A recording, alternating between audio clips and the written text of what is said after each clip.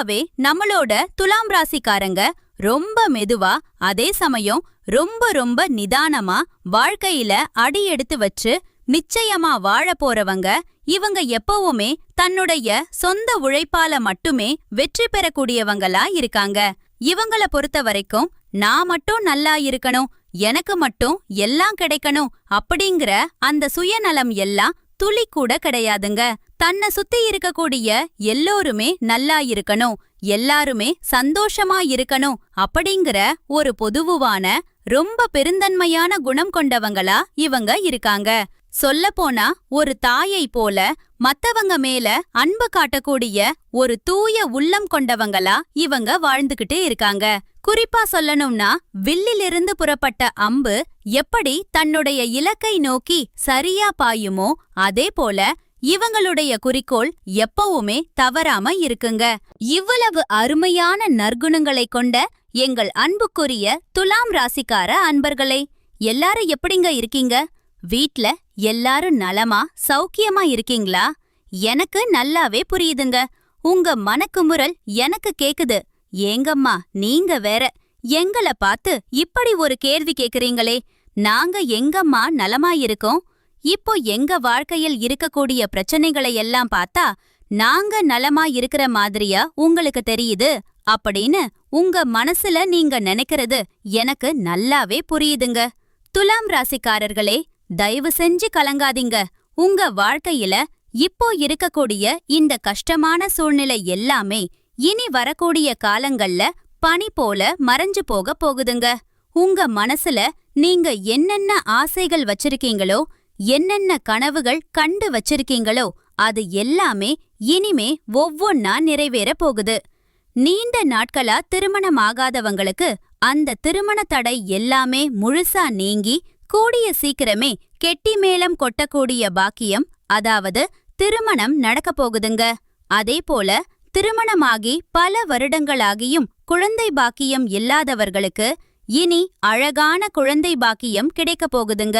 அது மட்டும் இல்லாம பூர்வீக சொத்து ரீதியாக, அதாவது பரம்பரை சொத்து சம்பந்தமா இருந்த அனைத்து பிரச்சனைகளுக்கும் ஒரு நிரந்தரமான தீர்வு கிடைக்க போகுது. உங்களுக்கு வரவேண்டிய அந்த பூர்வீக சொத்து எந்த தடங்களும் இல்லாம இனி பத்திரமா உங்க கையில வந்து சேர போகுதுங்க. இனிமே நீங்க புதுசா நிலம் வாங்க போறீங்க, சொந்தமா கார் வாங்க போறீங்க. மொத்தத்துல சொல்லணும்னா உங்க வாழ்க்கையே ஒரு அருமையான பொற்காலமான வாழ்க்கையாக மாறப்போகுது. அது மட்டும் இல்லாம ஏதோ ஒரு காரணத்தால உங்களை விட்டு பிரிந்து சென்ற உறவுகள் எல்லோருமே இனி வரக்கூடிய காலங்கள்ல அவங்களாவே மனசு மாறி உங்களை தேடி வரப்போறாங்க. ஆக மொத்தம் உங்க வாழ்க்கையில் இருந்த அனைத்து பிரச்சனைகளுக்கும் ஒரு நல்ல தீர்வு கிடைக்கக்கூடிய மாதமாக உங்களுக்கு இந்த மாதம் அமைஞ்சிருக்குதுங்கிறத நீங்க மனதார நம்புங்க. நம்மளுடைய துலாம் ராசிக்காரங்களுக்கு வாழ்க்கையில் நடக்கும் எந்த ஒரு நல்ல விஷயமும் பெரும்பாலும் ஒரு நண்பரால் தான் நடக்கும். ஆனா ஒரு சின்ன எச்சரிக்கை, துலாம் ராசிக்காரர்களின் நட்பு எப்பவுமே ஒரு தேவைக்காக மட்டுமே இருக்கணும். எல்லா நேரமும் எல்லா விஷயத்துக்காகவும் நண்பர்களுடன் அதிகமா சேர்ந்து இருக்க கூடாது. அவங்க கிட்ட அளவுக்கு அதிகமா நெருக்கம் வேண்டாங்க. ஒரு உதவி முடிஞ்சதுமா இல்லையா தேவைப்படும்போது மட்டும் கூப்பிடுங்க என்று நாசூக்கா சொல்லிடுங்க. இது ஒண்ணு மட்டும் உங்க வாழ்க்கையில உங்களுக்கு பெரிய பலத்தை ஏற்படுத்துங்க. அடுத்ததா ரொம்ப முக்கியமான விஷயம், துலாம் ராசிக்காரங்க வீட்ல கண் திருஷ்டியோ இல்ல கெட்ட சக்தியோ இருந்தா அது முதல்ல உங்களுடைய உடலைதான் பாதிக்கும். இதனால உடல் ரொம்ப பலவீனமாகி எந்த ஒரு வேலையும் செய்ய முடியாத சோர்வான நிலை ஏற்படும். அதனால தயவு செஞ்சு கெட்ட எண்ணம் கொண்டவர்களை உங்க வீட்டுக்குள்ள அனுமதிக்காதீங்க. ஏன்னா அவர்களின் அந்த தீய குணங்கள் நிச்சயமா உங்களை பாதிக்கும். நல்ல மனசு இருக்கிறவங்கள, நல்லவர்களை மட்டும் உங்க வீட்டுக்குள்ள விடுங்க. கெட்டவர்கள் உங்க வீட்டுக்கு வந்துட்டு போனாலே அங்க கெட்டது நடக்குங்க. அப்படி உங்களுக்கு மனம் பாதிக்கப்படும்போது இல்ல சோர்வா இருக்கும்போது உடனடியா வீட்ல லட்சுமி பூஜை செஞ்சிருங்க. சுமங்கலி பூஜை உங்க வீட்டில செய்யறது ரொம்ப ரொம்ப நல்லதுங்க. அதே போல மகாலட்சுமி எந்திரத்தை முறையா பூஜை செய்து உருவேத்தி நீங்க வாங்கி வைக்கணும். ஓம் ஸ்ரீ முருகா நமக அப்படிங்கிற இந்த சக்தி வாய்ந்த மந்திரத்தை தினமும் நீங்க சொல்லிட்டு வாங்க. வியாழக்கிழமைகள்ல வீட்ல மஞ்சள் தண்ணீர் தெளித்து வீட்டை முழுசா சுத்தம் செய்யுங்க. வெள்ளிக்கிழமை காலையில தவறாம கடவுளை வழிபாடு செய்யுங்க. கண்டிப்பா உங்க வாழ்க்கையில நல்லதுதாங்க நடக்கும். அதுபோல ஒவ்வொரு அமாவாசை அன்னைக்கும் தவறாம வீட்ல பூசணிக்காயை உடைக்கணும். அந்த பூசணிக்காயில கொஞ்சம் குங்குமம், பச்சை கற்பூரம் போட்டு வீட்டை சுத்தி வாசல்ல உடைக்கணும். அப்படி பூசணிக்காய் உடைக்க முடியாதவங்க தேங்காய் உடைக்கலாம். அதுவும் முடியலைனா வாசல்ல கற்பூரம் ஏற்றி மனதார வழிபடலாம். இப்படி நீங்க தொடர்ந்து செஞ்சீங்கன்னா உங்க வீட்ல உள்ள கெட்ட சக்திகள் எல்லாமே விலகி ஓடி போயிருங்க. நிச்சயமா உங்க வீட்ல இனி அந்த கெட்ட சக்திகள் வரவே வராதுங்க. உங்க வீட்ல எப்பவுமே ஒரு வசீகர சக்தி இருக்கணும்னா ஓம் முருகா போற்றி அப்படிங்கிற மந்திரத்தை தினமும் சொல்லிக்கிட்டு வாங்க. இந்த மந்திரத்தை நீங்க சொல்வதன் மூலமாக நீங்க அறிஞ்சோ அறியாமலோ செஞ்ச பாவங்கள் எல்லாமே விலகி போயிரும். உங்க மனம் ரொம்ப சுத்தமா தெளிவா மாறிருந்த உங்க வாழ்க்கையும் ஒரு சொர்த்த வாழ்க்கையா மாறி போயிருங்க. நிறைய பேர் எங்க குலதெய்வம் எங்கேயோ இருக்குது, என்னமோ இருக்குது, குலதெய்வம் எதுனே தெரியல அப்படின்னு வருத்தப்படுவீங்க. அப்படி நீங்க நினைக்க வேண்டாங்க. நீங்க எங்கிருந்தாலும் பரவாயில்ல, உங்க வீட்ல ஒரு தீபம் ஏத்தி வச்சு அந்த தீப ஒளியில தெய்வங்கள் குடிக்கொண்டிருக்காங்க அப்படின்னு நினைச்சு வழிபாடு செய்யுங்க. உங்களுக்கு குலதெய்வமே தெரியாவிட்டாலும் பரவாயில்ல, வீட்ல ஏபம் ஏற்றி வச்சு ஏதாவது ஒரு நல்ல நாள்ல எங்க குலதெய்வமே எங்களை காப்பாத்துன்னு மனசுல நினைச்சு வழிபாடு செய்யுங்க. ஏன்னா குலதெய்வ வழிபாடு நம்முடைய குலம் காக்குங்க, நம்முடைய குலம் தழைக்கும். அதனால எப்பவுமே முதல்ல குலதெய்வம், அப்புறந்தா இஷ்டப்பட்ட தெய்வம், அப்புறந்தா உங்களுக்கு விருப்பப்பட்ட மத்த தெய்வங்க. சில பேர் சொல்லுவீங்க, நான் எந்த கோயிலுக்கு போனாலும் என்ன பரிகாரம் பண்ணாலும் எனக்கு எந்த ஏற்றமும் இல்ல, வாழ்க்கையில முன்னேற்றமே இல்ல அப்படின்னு நீங்க சொல்லுவீங்க. அப்படி இருக்கிறவங்க தினமும் காலையில எந்திரிச்ச உடனே முதல் வேலையா சூரிய பகவான பார்த்து நமஸ்காரம் பண்ணுங்க. அவங்களுடைய பரிபூரண அனுக்கிரகம் இருந்தா போதும். மத்த கிரகங்கள் எல்லாம் உங்களுக்கு சாதகமா இல்லைனா கூட பரவாயில்லைங்க. அந்த சூரியனுடைய பிரகாசம் உங்க வாழ்க்கையவே பிரகாசமா மாத்திருங்க. அந்த தெய்வீக வெளிச்சம் உங்களை வந்து சேருங்க. உங்க வாழ்க்கையில் இருக்கக்கூடிய கண்ணீர் கஷ்டம் எல்லாம் பனி போல கரைஞ்சு போயிருந்த உங்க வீட்டில் இருக்கக்கூடிய கெட்ட சக்திகள் முழுமையா நீங்கணும்னா நீங்க கீழே சொல்லக்கூடிய இந்த விஷயங்களை தவறாம கடைபிடிக்கணுங்க. வாரம் செவ்வாய்க்கிழமை அன்னைக்கு தவறாம முருகப்பெருமானை வழிபாடு செய்யுங்க. தினமும் மாலை நேரத்துல வீட்ல நல்லெண்ணெய், அப்படி இல்லைனா சுத்தமான நெய் ஊத்தி விளக்கு ஏத்துங்க. ஓம் சரவண பவ அப்படிங்கிற மந்திரத்தை தினமும் ஒரு 11 முறை பக்தியோட சொல்லிக்கிட்டு வாங்க. வாரம் ஒரு முறை பக்கத்துல இருக்கக்கூடிய அம்மன் கோயிலுக்கு போய் அந்த அம்மனை மனதார வணங்கிட்டு வாங்க. அதே போல பிரதோஷ நாட்கள்ல சிவபெருமானை போயிட்டு வணங்கிட்டு வாங்க.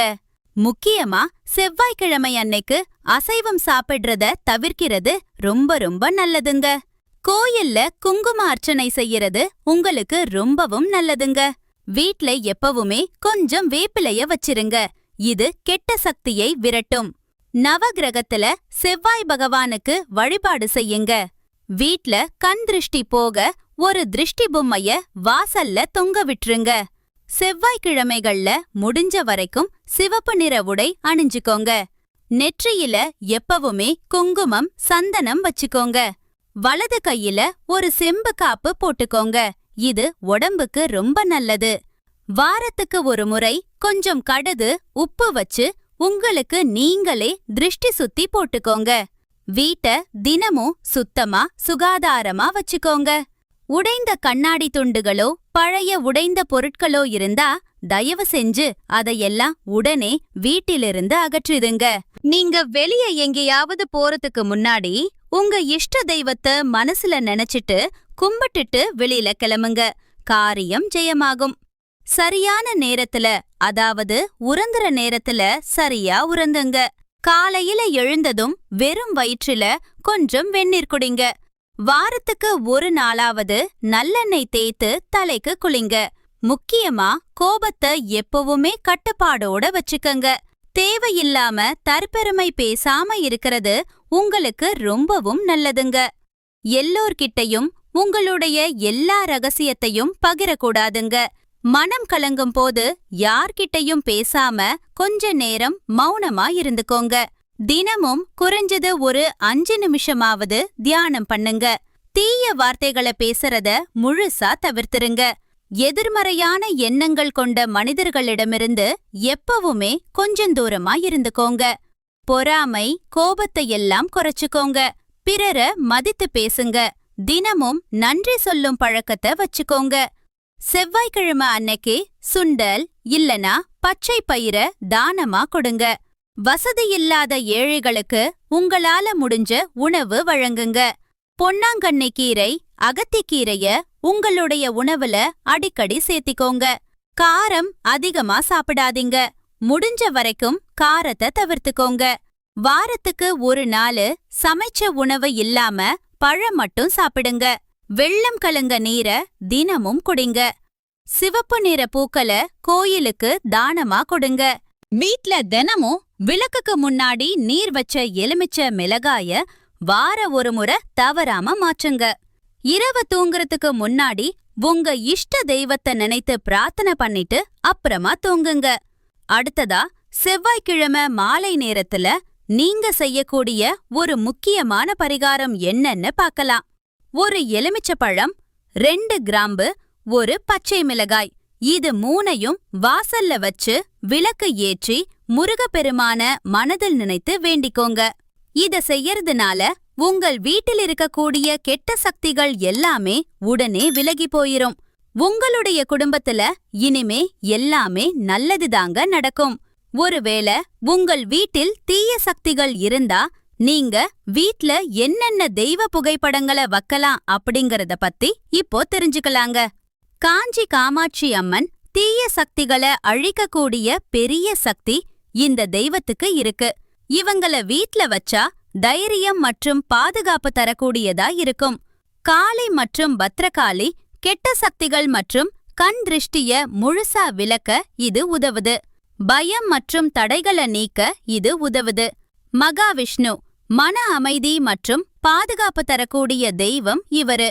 எதிர்மறை எண்ணங்களை குறைக்கிறதுக்கு இந்த தெய்வம் உங்களுக்கு ஒரு பெரிய பாதுகாப்பா இருக்கும். ஆஞ்சநேயர் தீய ஆவிகள் மற்றும் பயம் விலக நம்மளுக்கு ஆஞ்சநேயர் எப்பவுமே துணையாயிருப்பாரு. வீட்டை காக்கக்கூடிய ஒரு காவல் தெய்வமா இவர் இருப்பாரு. பைரவர் இவரு இரவு நேரத்துல வரக்கூடிய எதிர்மறை சக்திகளை விலகக்கூடியவரா இருக்காரு. வீட்டு சுற்றுப்புற பாதுகாப்புக்கு பைரவர் ரொம்ப பாதுகாப்பா இருப்பாரு. நரசிம்மர் தீய சக்திகளை முற்றிலும் அழிக்கக்கூடிய அபாரமான சக்தி இவருக்கு இருக்கு. சக்தி வாய்ந்த பாதுகாப்பு தெய்வமா இவர் இருக்காரு. சாய்பாபா மன அமைதியை அளிக்கக்கூடிய தெய்வமா இவர் இருக்காரு. தீய எண்ணங்கள், கவலைகளை விலக்க இவர் எப்பவுமே உங்களுக்கு துணையாக இருப்பாருங்க. இந்த படங்களை எல்லாம் வீட்டின் வடகிழக்கு மூலையில நீங்க தெய்வ புகைப்படங்களை வைக்கலாங்க. கிழக்கு அல்லது வடக்கு சுவர் இருக்கிற இடத்துல நீங்க இந்த தெய்வ படங்களை வச்சீங்கன்னா தெய்வ அருள் முழுமையா உங்களுக்கு கிடைக்குங்க. நம்மளுடைய துலாம் ராசிக்காரங்க காற்று தத்துவத்தை கொண்டிருப்பதால இவங்க எப்பவுமே ஆழமானமான சிந்தனை மற்றும் வாழ்க்கையில ஒரு சமநிலையை விரும்புவாங்க. இவங்களுடைய தராசு சின்னம் நியாயம் மற்றும் தர்மத்தை குறிக்குதுங்க. இவங்க எப்பவுமே உறவுகளுக்கு ரொம்ப முக்கியத்துவம் கொடுப்பாங்க. மற்றவர்களின் உணர்ச்சிகளை நல்லா புரிந்து கொண்டு பிரச்சனைகளை தீர்க்க இவங்க விரும்பக்கூடியவங்களா இருக்காங்க. இவங்கள பொறுத்த வரைக்கும் தன்னுடைய வாழ்க்கையில 1000 பிரச்சனை வந்தாலும் அத பத்தி துளி கூட கவலைப்பட மாட்டாங்க. ஆனா தனக்கு நெருங்கிய உறவின் வாழ்க்கையில ஒரு சின்ன பிரச்சனை வருதுன்னு வச்சுக்கங்க, உடனே ஓடி போய் உதவி செய்யக்கூடியவங்களா இவங்க இருப்பாங்க. சுக்கிரன் சுப கிரகங்க, ஆனா அவர் அசுர குருவாக இருப்பதால வாழ்க்கையில சில சவால்கள் இருக்கலாங்க. இப்போ சுக்கிரன் கடகம் ராசிக்கு பெயர்ச்சி ஆகிறதுனால நம்மளுடைய துலாம் ராசிக்காரங்களுடைய வாழ்க்கையில சின்ன சின்ன மாற்றங்கள் வர வாய்ப்பு இருக்குதுங்க. அதனால கொஞ்சம் பார்த்து கவனமா இருந்துக்கோங்க. 10ஆம் இடம்ங்கிறது தொழில் ஸ்தானத்தை குறிக்குதுங்க. சுக்கிரன் நல்ல நிலையில இருந்தா கலை, இசை, அழகு சார்ந்த விஷயங்கள்ல நீங்க அதிகமா ஆர்வம் காட்டுவீங்க. சுக்கிரன் நல்ல நிலையில இருந்தா துலாம் ராசிக்காரங்க ரொம்ப அழகா இருப்பாங்க. கலை, இசை, அலங்காரத்துல இயல்பாவே ஆர்வம் காட்டுவாங்க. இவங்க எப்பவுமே அமைதியாகவும் நியாயமாகவும் நடந்து கொள்வாங்க. இவங்களுக்கு நண்பர்கள் எப்பவுமே அதிக லெவல்ல இருப்பாங்க. இனி வரக்கூடிய காலங்கள்ல வேலை, பயணம், பதவி உயர்வு, அரசாங்க ஆதரவு மற்றும் சமுதாயத்துல ஒரு பெரிய நல்ல பெயரெல்லாம் இவங்களுக்கு கிடைக்கும். கண்டிப்பா உங்களுக்கு நல்லதே நடக்கும். நல்லது மட்டும்தான் நடக்கும். நம்பிக்கையோட இருங்க. நன்றி, வணக்கம்.